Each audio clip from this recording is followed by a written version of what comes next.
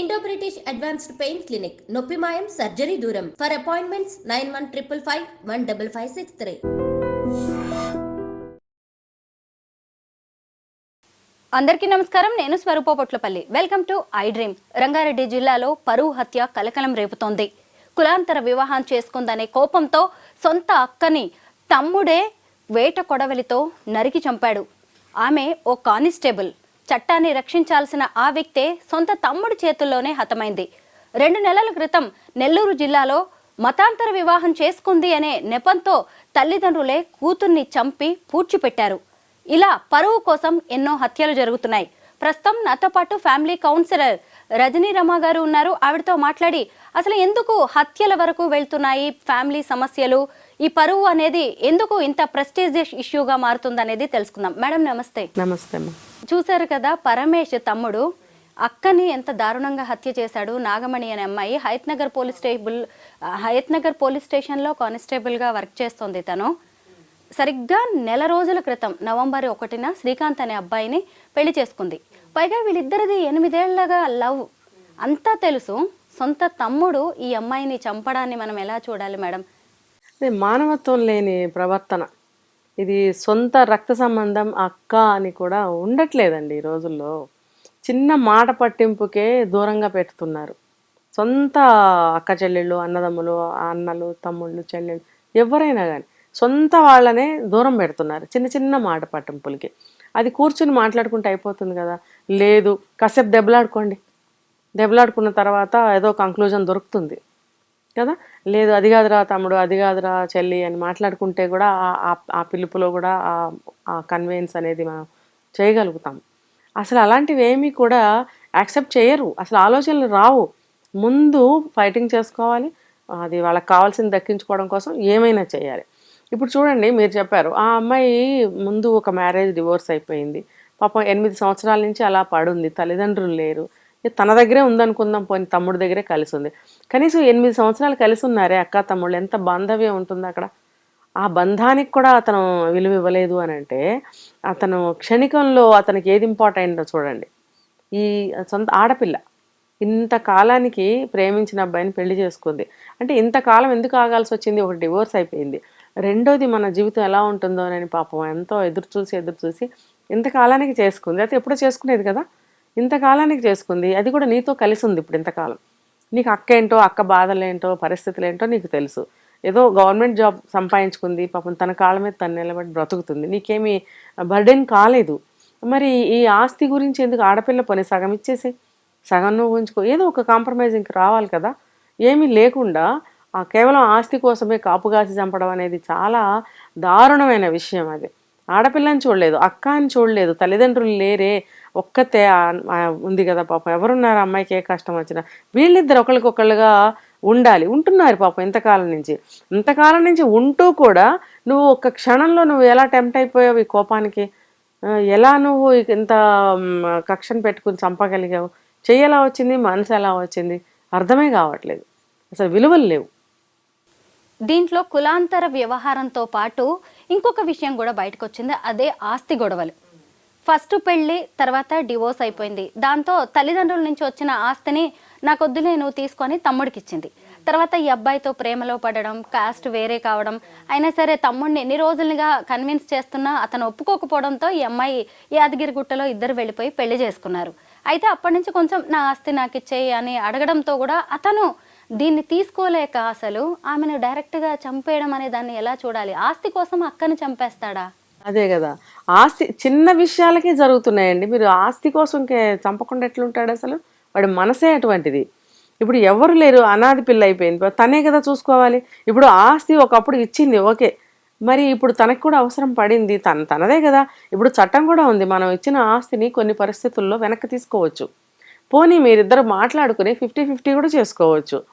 మరి ఆ అమ్మాయి ఉన్న పరిస్థితుల ప్రకారం తనకి అవసరం పడింది, కొంచెం కావాలి తమ్ముడు అని అడిగినప్పుడు పోనీ కొంచెం ఇచ్చి కొంచెం తీసుకుంటే బాగుంటుంది కదా. లేదు, ఒక లాయర్ని అప్రోచ్ అవ్వచ్చు కదా. ఇప్పుడు ఏదైనా ఉంటాయి, రూల్స్ ఉంటాయి దానికి, యాక్ట్ ప్రకారం వెళ్ళండి. లేకపోతే అలా కాకుండా ఇలా చేయడం అనేది చాలా మనిషి. ఇప్పుడు ఆ అబ్బాయి 1 మంత్ మ్యారేజ్ అయింది, చూసి ఇంతకాలానికి ఇప్పుడు పెళ్లి చేసుకున్నారు. ఇప్పుడు ఆ అబ్బాయి పరిస్థితి ఏంటి? సరే, ఈ అమ్మాయి చనిపోయింది, లైఫ్ ముగిసిపోయింది. ఇప్పుడు ఆ అబ్బాయి బ్రతికేంటి? అసలు బాధపడతాడు కదా, తను కూడా బాధపడతాడు. ఇప్పుడు ఇతని మీద అతనికి మళ్ళీ కక్ష పెరగచ్చు, మళ్ళీ వీళ్ళిద్దరి మధ్యన ఏమైనా జరిగితే. ఆస్తి ఆస్తి అంటే ఆస్తే ముఖ్యమైంది ఇతనికి. అంటే ఇతనికి కూడా భార్య బిడ్డలు ఉన్నారేమో మనకు తెలియదు.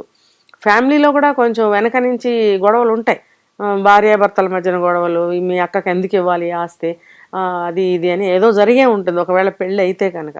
కానీ తల్లిదండ్రులు ఉంటే, నేను ఉన్నారు అని అనుకున్నాను, లేరని చెప్తున్నారు మీరు, ఉంటే కాస్తన్నా న్యాయం జరిగి ఉండేది.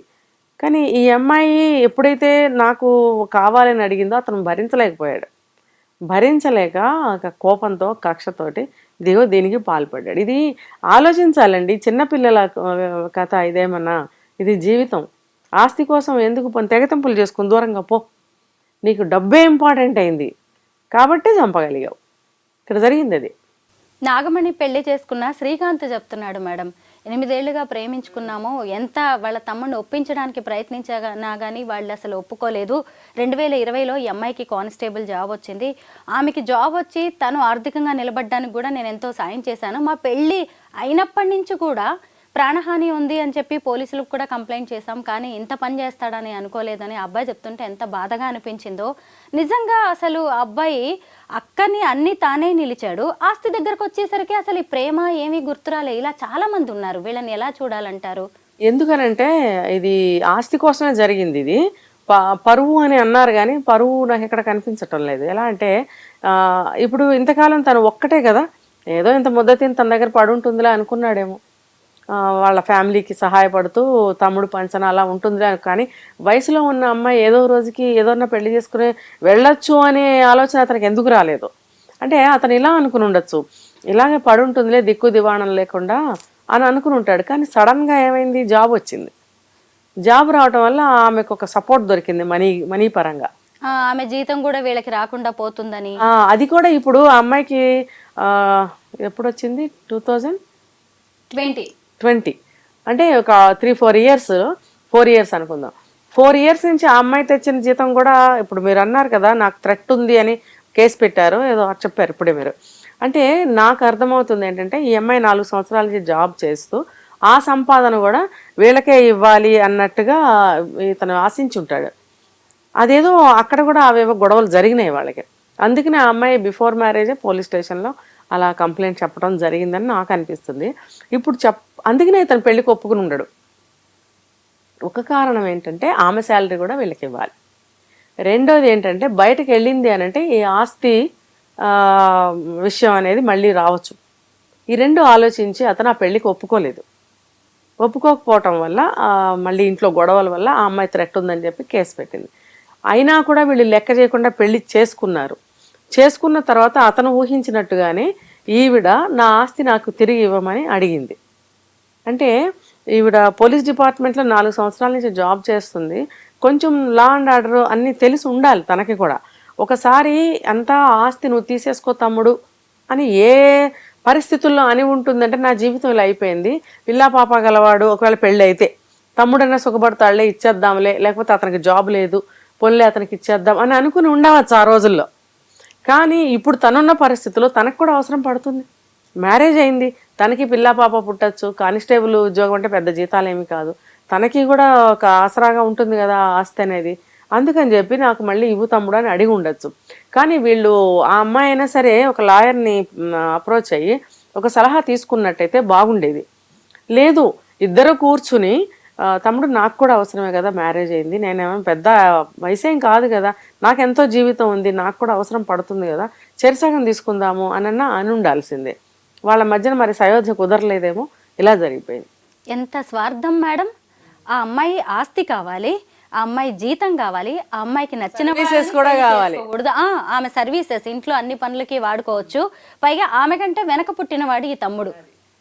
ఎంత స్వార్థంగా ఆలోచిస్తున్నారు జనం. అసలు వెనక పుట్టినా కానండి, పాత రోజుల్లో అన్నలు పెత్తనం చేసేవారు, ఇప్పుడు తమ్ముళ్ళు కూడా చేస్తున్నారు. ఎందుకనంటే ఇది పుట్టింటి నుంచి ఆలోచిస్తే నేనే దిక్కు అన్నట్టుగా ఒక ఇంప్రెషన్లో ఉంటారు. కానీ ఈ రోజుల్లో ఎవరు అన్నదమ్ములే దిక్కు, అమ్మా నాన్న తర్వాత ఈ అన్నయ్య దిక్కు, ఈ తమ్ముడే దిక్కు అని ఏ ఆడపిల్ల అనుకోవట్లేదు. ఆ పరిస్థితి కూడా లేదు. ఎవరు వెళ్ళి అన్నదమ్ముల మీద ఆధారపడుతున్నారండి? అమ్మా నాన్న ఉంటే వెళ్తారేమో, ఆధారపడతారేమో. అన్నదమ్ముల మీద ఎవరు వాళ్ళ ఇళ్ల మీద పడి వాళ్ళ ఇళ్లలో కూర్చుని మన బరువు బాధ్యతలన్నీ వాళ్ళ మీద పెట్టిన వాళ్ళు ఎక్కడున్నారు ఇప్పుడు? 1-2 కేసులు ఎక్కడన్నా ఉన్నాయో మనం చూడలేదు, వినలేదు. అవి కూడా ఎక్కడన్నా ఉంటాయేమో, కానీ ఆల్మోస్ట్ వాళ్ళు ఎవరు కూడా అలా ఉన్న ఆడపిల్లల ఆత్మాభిమానాన్ని చంపుకుని ఏ ఆడపిల్ల ఉండదు. ఇతను మరి పెళ్ళైన అతనైతే వీళ్ళ పిల్ల పాపలకి సేవలు చేస్తూ తన శాలరీ వీళ్ళకి ఇస్తూ అలా పడుంటుందిలే అనుకున్నాడు. అందుకని 8 సంవత్సరాలు వాళ్ళకి ఇబ్బంది రాలేదు. ఇప్పుడు ఎప్పుడైతే పెళ్లి చేసుకుందో అందుకే పెళ్లికి అడ్డం పెట్టాడు. ఇప్పుడు ఈ ఆస్తి అడిగింది కాబట్టి 2 కలుపుకొని ఫినిష్ చేశాడు. అక్క కులం కాని వ్యక్తిని పెళ్లి చేసుకుంటే పరువు పోయిందంట. మరి ఇప్పుడు అక్క ప్రాణాలు తీస్తే ఈ పరువు ఏది? అదే అంటున్నా. ఇప్పుడు కులాంతర వివాహం చేసుకుంటే ఎంతమంది మతాంతర వివాహాలు, దేశాంతర వివాహాలు ఎన్ని చేసుకుంటున్నారు. ప్రపంచవ్యాప్తంగా ఎక్కడా ఎవరికి అబ్జెక్షన్ లేదు, చేసుకునే వాళ్ళకి కానీ వాళ్ళ పేరెంట్స్కి కానీ ఎవరికి కానీ. తమ్ముడికి ఎక్కడి నుంచి పుట్టుకొచ్చింది ఈ పరువు? పోనీ తల్లిదండ్రులు బ్రతికున్నారా అని అనుకుంటే వాళ్ళు లేరు.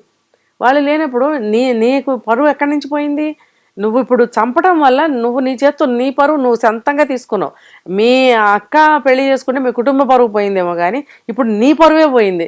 నువ్వు ఎక్కడుంటావు ఇప్పుడు? నువ్వు జైల్లోనే ఉంటావు. నీకు భార్య బిడ్డలుంటే వాళ్ళ గతి ఏంటి ఇప్పుడు? ఇప్పుడు ఆ అమ్మాయి బ్రతికి ఉన్నా లేకపోయినా అది చట్ట ప్రకారం అయితే అసలు ఆ అమ్మాయికి సగం ఆస్తి రానే వస్తుంది కదా. లేదు కాబట్టి అది వేరే విషయం, కానీ చట్టపరంగా అయితే ఆ అమ్మాయికి వెళ్ళాలి కదా కొంచెం. మరి దాన్ని ఉల్లంఘించి నువ్వు ఎలా చంపావు? అది హక్కు కదా. అది హక్కుని నువ్వు ఎలా తీసేస్తావు? ఆ హక్కుని అడిగినందుకు నువ్వు చంపేస్తావా? నువ్వు స్వయంగా నీ చేత్తో నీ పరువు నువ్వే తీసుకున్నావు, ఆ హక్కునేమో ఉల్లంఘిస్తున్నావు. 2 తప్పులు నీ దగ్గరే ఉన్నాయి. ఇప్పుడు నీకు లైఫ్ టైం పడుతుంది కదా జైలు శిక్ష. హత్యకు గురైన నాగమణి కానిస్టేబుల్ మేడం, చట్టాన్ని రక్షించే ఓ పోలీసు. ఆ అమ్మాయి యూనిఫామ్ ధరించి ఎంతో మందికి ధైర్యంగా అండగా నిలబడుతుంది. అలాంటిది ఇప్పుడు ఆ అమ్మాయి ప్రాణాలకే రక్షణ లేకపోయింది. అంటే ఆడదైతే చాలు, కాకి అయినా సరే ఇంకేదైనా సరే ఆ అమ్మాయిని కడతీర్చడానికి కూడా వెనకాడట్లేదు. అంటే ఆడవాళ్ల పట్ల ఉన్న ఇది అలుసు కావచ్చేమో, చిన్న అసూయ కూడానండి. అసూయ కూడా సిబ్లింగ్స్ మధ్యన 100% అసూయ ఉంటుంది. ఇది ప్రూవెన్. ప్రతి ఇంట్లో కూడా కలిసినట్టే ఉంటారు, లోపల మనసులో దూరెవరు చూడరు. కానీ అప్పుడప్పుడు వాళ్ళు మాట్లాడే మాటలు, చేసే పనులు, ట్రీట్మెంట్, వాళ్ళు వీళ్ళకి ఇచ్చే ట్రీట్మెంట్ బట్టి మనం తెలుసుకోవచ్చు అసూయ ఉందా ప్రేమ ఉందా అనేది. ఖచ్చితంగా ఉంటుంది. ఆ అసూయ వల్ల కూడా చేస్తారు. ఎందుకు? ఇన్నాళ్ళు నా దగ్గర పడి ఉంటుందిలే అనుకున్నాడు. ఇప్పుడు కొత్తగా ఉద్యోగం వచ్చింది, లవ్ మ్యారేజ్ చేసుకుంది, ఆస్తి అడుగుతుంది. వాడికి జీర్ణం అవ్వటం లేదు. డైజెస్ట్ అవ్వక ఆ అమ్మాయిని తీసేయాలనుకున్నాడు, తీసేశాడు. అసలు చట్టాన్ని న్యాయాన్ని ఎంత తక్కువ చూసినట్టు. ఏంటి మేడం, ఆ అమ్మాయి సొంత ఊరికి వెళ్ళింది, ఆదివారం వీక్ ఆఫ్ కావడంతో రాయపోల్ అనే విలేజ్కి వెళ్ళి స్కూటీపై వస్తుంది మార్నింగ్ డ్యూటీ కోసం అని చెప్పి వస్తుంటే కారుతో అడ్డం పెట్టి స్కూటీని కింద పడేసి కొడవలతో నరికి చంపాడు. అసలు ఆ హత్య జరిగిన విధానం చూడండి. అంటే ఆ అమ్మాయే ఒక పోలీసు, తర్వాత పోలీసులు ఉంటారు, చట్టం ఉంటుంది, న్యాయస్థానాలు ఉంటాయి, శిక్షలు పడతాయి. ఈ భయం ఎక్కడా లేదంటారా జనానికి? ముందు వాడికి లేదు. అది ఏంటంటే వాళ్ళకి కక్ష ముందు ఏమీ కనిపించట్లేదు. పరువు పోయింది కులాంతర వివాహం అని అతను గుండె బాదుకుంటున్నప్పుడు ఇప్పుడు తను చేస్తున్న పని పరువు పోదా అని ప్రశ్నించుకోలేదు అతను. భార్య బిడ్డలుంటే ఒకవేళ వాళ్ళైనా గుర్తొచ్చి ఉండాలి. పెళ్లి కాకపోతే అది వేరే విషయం. ఇప్పుడు పెళ్ళి అయినా అవ్వకపోయినా అతని జీవితం అయితే ఇంకా జీవితం లేదు అతనికి. ఎంతకీ తన పంతం నెగ్గించుకోవాలనుకున్నాడే గాని భవిష్యత్ ఏంటి అని. కోపం, అసూయ, కక్ష మనిషిని నిలబడినవ్వదు, కుదిపేస్తుంది అనమాట. అది తీరిపోవాలి. నేను ఏమైనా అయిపోయిన వాడు అంత చూస్తా అంటారు కదా, అది ఆ తృప్తి కావాలి, ఆ పైశాచిక ఆనందం కావాలన్నమాట. ఏమైపోయినా పర్వాలేదు, నాకు అది కావాలి అంతే. మేడం ఇంకొకటి, నెల్లూరు జిల్లాలో 2 నెలల క్రితం కన్న తల్లిదండ్రులే కూతురి పాలిట కాల యముళ్ళలా మారాడు మేడం. ఇద్దరు అసలు ఆ పిల్లని చంపేసి పూడ్చిపెట్టారు, ఎవ్వరికీ తెలియకుండా చేశారు. ఇంకా నయ్యం చుట్టుపక్కల వాళ్ళు ఎవరో పోలీసులకి ఇన్ఫర్మేషన్ ఇవ్వడంతో మిస్సింగ్ కేసు కాస్త అది మర్డర్ కేసు అని తేలిందనమాట. ఆ అమ్మాయి శ్రావణి అనే అమ్మాయి భర్తతో విడాకులయ్యి ఇలాగే 6 ఏళ్లుగా ఇంట్లో ఉంటుంది. అలాగే ఏదో కూరగాయల షాప్ పెట్టుకొని నడుపుకుంటుంది. ఆ అమ్మాయి ఒక భాష అనే అతనితో ప్రేమలో పడింది. తర్వాత ఇద్దరు పెళ్లి చేసుకున్నారు. అంతే, తల్లిదండ్రులకి కోపం వచ్చింది, ఎవరికి చెప్పకుండా అమ్మాయిని చంపేసి పూర్తి చేశారు. ఎలా చూడాలంటారు? ఏంటి కులం మతం అనేది ఇంత అవసరమా?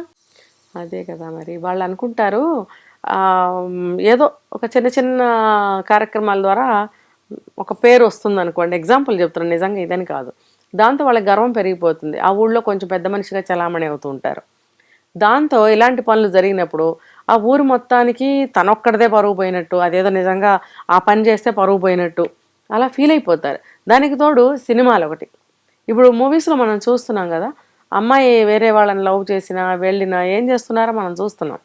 అవొకటి ఇన్స్పిరేషన్ అయిపోయింది బాగా, చిన్నవాళ్ళకి పెద్దవాళ్ళకి సినిమాలు అనేది బాగా ఇన్స్పిరేషన్ అయిపోయింది. ఇంకా ఈ ఈ రకమైనటువంటి ఫీలింగ్స్ తోటి మా పరువు పోయింది, మా పరువు పోయింది అని అది కులాంతర వివాహం, మతాంతర వివాహాలు ఇవన్నీ కూడా వాళ్ళకి డైజెస్ట్ అవ్వటం లేదు. ఇప్పుడు అందరూ కూడా చేసుకుంటున్నారు, నేను ఇందాక చెప్పినట్టు అన్ని రకాల పెళ్ళిళ్ళు చేసుకుంటున్నారు. అది చేసుకోవడం కరెక్టా అంటే ఒక రకంగా కరెక్ట్ కాదు. ఎందుకు కరెక్ట్ కాదు అంటే వాళ్ళ అలవాట్లు, లైఫ్ స్టైలు, ఏదైనా A to Z తీసుకుంటే ఎందులోనూ కూడా బ్యాలెన్స్ కుదరదు. కాబట్టి ఆచార వ్యవహారాలైనా ఏదైనా వద్దు అని అంటారు పెద్దవాళ్ళు. కానీ ఈ రోజులను బట్టి మేము అడ్జస్ట్ అవుతాము, మేము చేసుకుంటామని అంటున్నప్పుడు కొన్ని వెళ్ళనివ్వండి, చేసుకోనివ్వండి, చంపేయడం అవసరమా?